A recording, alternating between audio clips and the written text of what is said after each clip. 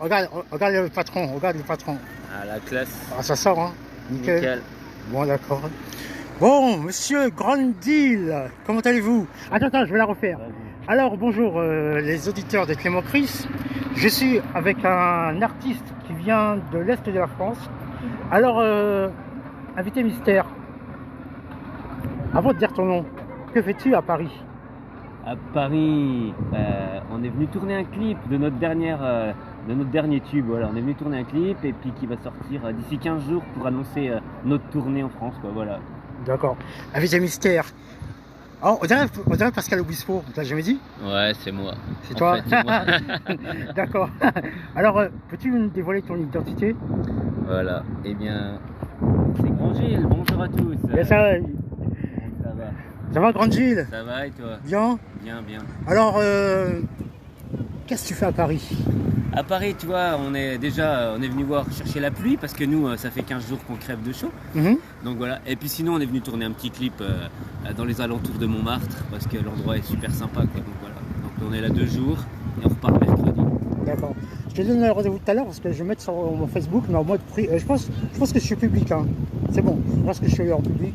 Donc ça va. Oui. Donc tu me disais, alors pour la petite histoire, qu'est Grand Gilles? En quelle année as-tu commencé la musique? Et avant ça, qui t'a donné l'opportunité de faire la musique? Alors, la musique, j'ai fait mon premier 45 tours, j'avais 18 ans. Donc tu vois, je viens d'en avoir 54, même si je ne les fais pas. Oh, t'es jeune. Voilà. Et donc voilà. Et pourquoi Grand Gilles? Grand Gilles, en fait, en plus de mon activité de musicien ou de chanteur, j'ai une activité de peintre. Et Grand Gilles, c'est mon pseudo artistique de peintre. Et j'avais trouvé ça il y a quelques années parce que j'étais fan de Jean Gabin. Et Jean Gabin, dans la traversée de Paris, comme on est aujourd'hui, tu vois, s'appelait Grand Gilles et il était artiste peintre. Et j'ai trouvé la petite connotation sympa. Donc j'ai gardé Grand Gilles pour l'activité de peintre et j'ai rajouté Grand Gilles avec 2 L pour l'activité de chanteur. Donc voilà. Et qu'est-ce qui m'a donné l'opportunité? À part moi, voilà, personne. Hein, non, mais qui t'a inspiré? En fait, moi j'adore tout ce qui est chanson française. Donc je défends vraiment la chanson française, les textes français, les belles mélodies, des vrais textes. Et puis voilà. Donc mais tous les chanteurs français, moi j'écoutais beaucoup de variétés, mes parents écoutaient beaucoup de variétés, que ça va de Clo-Clo à tout ce que tu veux. Voilà, donc aujourd'hui je trouve qu'il n'y a plus vraiment de chanteurs de variété. Donc voilà. Bon, on y reviendra, mais je te poserai la question sur... Alors, en quelle année as-tu commencé la musique? Alors, à commencer à en vivre, ça fait une dizaine d'années, mais sinon j'ai toujours composé depuis tout petit. J'avais des tonnes de textes, des tonnes de chansons, des tonnes de trucs. Mais j'avais privilégié ma vie de famille et ma vie artistique d'artiste peintre. Maintenant que je suis installé en tant qu'artiste peintre, voilà, on a bifurqué un petit peu et on s'est donné à fond dans la musique. Donc voilà, là on va attaquer le 9e album. Donc voilà. Alors un petit mot sur justement le premier album. Comment as-tu abordé les trois premiers albums? Comment les as-tu abordés et en quelle année sont-ils sortis chacun? Alors en fait on était très prolifique, c'est-à-dire qu'on faisait 2 ou 3 albums par an. Donc, ah ouais, c'est énorme. C'est énorme. Avec mon pote Manu, parce qu'en fait je dis toujours on parce qu'en fait on est 2. Hein. Le groupe Grand Gilles, c'est pas que moi, c'est aussi mon pote Manu qui lui est disque d'or au Portugal et donc on fait tout à distance. Et donc on a abordé vraiment, on s'est lâché sur les 3 premiers albums en faisant ce qu'on avait vraiment envie, n'importe quoi. Tout n'était pas réussi, hein. Mais on s'est fait plaisir, on s'est dit on y va. Et après en voyant que les fans adhéraient, on a commencé à peaufiner les textes, à avoir quelque chose de plus recherché, plus abouti. Et plus on fait, je trouve que chaque album apporte quelque chose de différent et apporte sa petite note à lui. Et aujourd'hui, on est entièrement satisfait de tout ce qu'on fait, hein, même sans dire que c'est parfait, mais les retombées qu'on a, les redescentes qu'on a des fans et autres, c'est top, quoi. Donc on est content, voilà. D'accord. Alors c'était en quelle année, entre quelle année et quelle année, les 3 premiers albums? En fait, les 9 albums sont répartis sur une dizaine d'années. D'accord. Donc il y en a 2 qui sont sortis cette année et Donc tu vois, à peu près à 2 albums tous les ans. Donc ça va vite quoi. Donc, c'est pas EP, hein. EP c'est pas pareil. Ah non, c'est album, pas un EP. Parce qu'un album c'est pas un 2 titres. En fait, on a un album où il y avait 36 chansons. On a fait un double album. Généralement, ils ont entre 14 et 16 titres sur chaque album. Tout à fait. Donc voilà. Et là, on a déjà les 2 futurs albums qui sont prêts déjà. Donc c'est bien. Voilà. Ben, je pense que c'est un artiste à suivre parce que bon, quand on regarde Paris, qu'est-ce que tu en penses, la vue?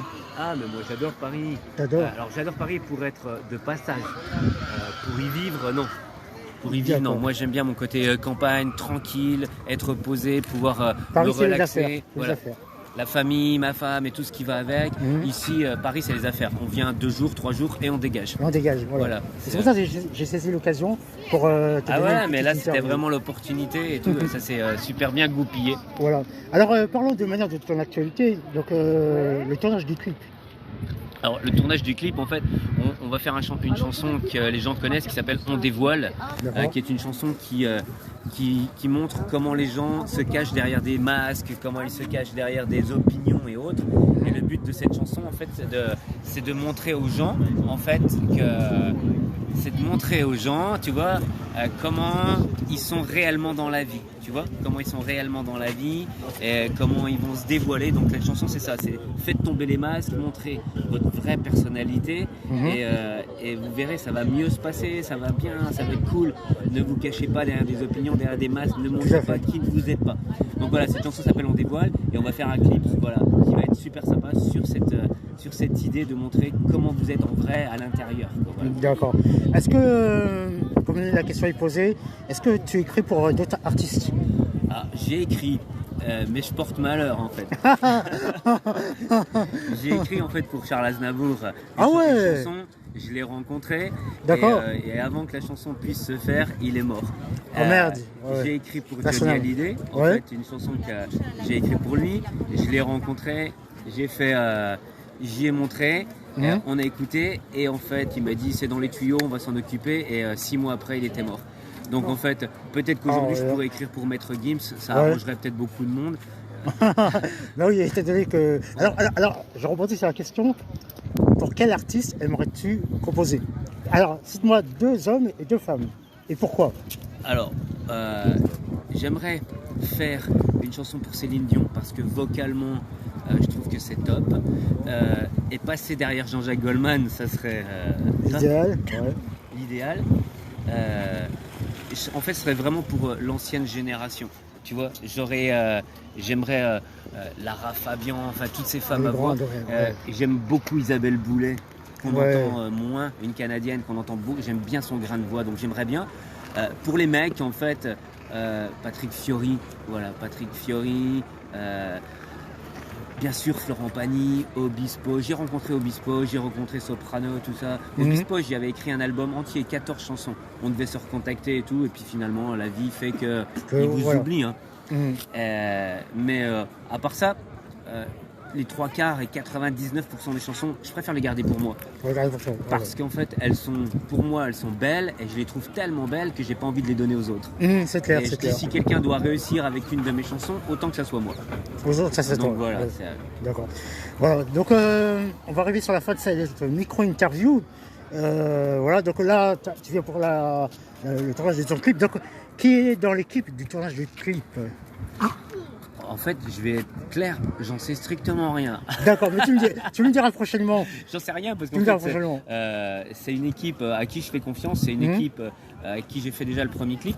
Mais j'attache aucune importance en fait, tu vois, à leur nom. Je leur dis rendez-vous là, ils sont là, ils font, ils envoient.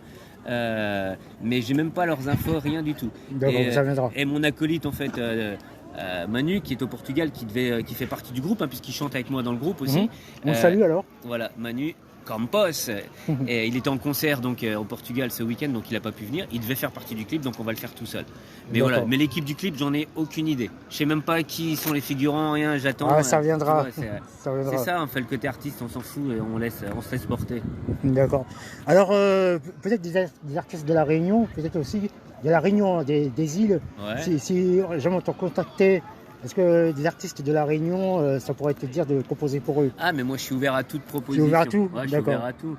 Après, est-ce que l'esprit de mon style, de ma musique, ouais, c'est ça, ça va à la Réunion, je sais pas trop. Ouais, avec la Guadeloupe, avec les chansons. En tout cas, je te vois bien. Bon, là, Obispo, t'as plus de nouvelles, mais avec un petit duo ou faire le rôle de Pascal Obispo, ça serait pas mal. Ouais. T'as le look, on te l'a déjà dit. Donc ouais, entre le look de Pani et le look d'Obispo. Ouais. Et c'est vrai qu'en fait, souvent on me dit vocalement, quand tu chantes, en fait, on dirait Obispo. Mais justement, je pense que c'est pour ça qu'il veut rien faire avec moi, parce qu'étant donné qu'on est tellement proches, il aurait trop peur que j'y pique ses clients ou ses fans. En fait. c'est ça. Voilà. Alors on arrive sur la fin. Alors le mot de la fin, ton mot de la fin à toi, et les remerciements. Et après j'ai une question pour toi. Le mot de la fin, en fait, vivez vos rêves. Vous voyez, n'attendez pas qu'il soit trop tard. N'attendez pas qu'il soit trop tard pour vivre vos rêves. En fait, vivez chaque instant, que ce soit en amour, en famille, en folie. Devenez fou. Voilà, c'est tout. C'est clair, c'est dans la folie qu'on innove et qu'on trouve l'espérance. Après, les gens regrettent. Il faut vivre tout ce qu'on a envie de faire. Tout à fait. Et les remerciements, total. Je remercie tout le monde, déjà tous les fans qui nous suivent, tous les gens qui... il y a du monde. Hein. Et Betty, mon agent, Cindy, ma chérie, mes enfants, enfin tous ceux qui tous les jours me supportent et qui me... Pourquoi t'es insupportable, toi? Voilà, je suis insupportable. Oui, parce que j'ai toujours 15 000 idées à la seconde et puis je sais pas être calme. Mais tous ces gens qui m'entourent, que ce soit les fans, les amis et tout, la famille, c'est grâce à eux qu'on est porté et qu'on réussit à aller de l'avant. Si tu es entouré de personnes qui te traitent, qui font croire que tu vaux rien, moi au contraire, on m'a toujours fait croire que j'étais le meilleur et grâce à ça, en fait, voilà, on en est là. Donc voilà, remerciements à toi de t'être déplacé aujourd'hui, tu vois. T'inquiète. Et ça s'est fait quoi ce matin? J'ai fait l'affiche ce matin. Voilà. Et voilà, on te remercie pour ta confiance. Voilà, ça fait plaisir. Et un petit mot, est-ce que art et fans sont compatibles? Si oui, pourquoi? Oui, bien sûr. J'ai beaucoup de mes fans musicaux qui me suivent en tant qu'artiste peintre et en tant tout ce que je peux diffuser au niveau de l'art. Tu vois, j'ai écrit des livres et je fais de la peinture. Il y a des gens qui sont liés les deux ensemble. Il y a des gens qui s'en foutent, qui me suivent que pour la chanson, d'autres qui me suivent que pour mais il y en a quand même qui font la fusion entre les deux. Mais je fais pas de différence en fait, voilà.